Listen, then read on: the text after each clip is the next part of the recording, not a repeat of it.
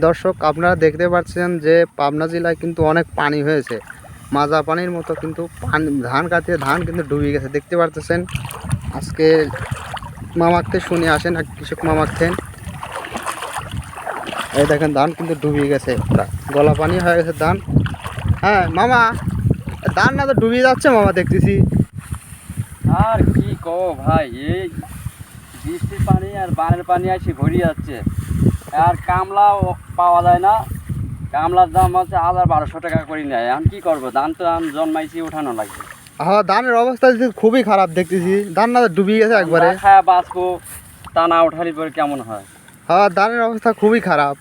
হ্যাঁ দর্শক দেখতে পাচ্ছেন, এই দেখেন ধান কিন্তু ডুবে গেছে একদম, গলা পানি হয়ে গেছে ধানের। এই দেখেন কত পানি হয়ে গেছে দেখছেন।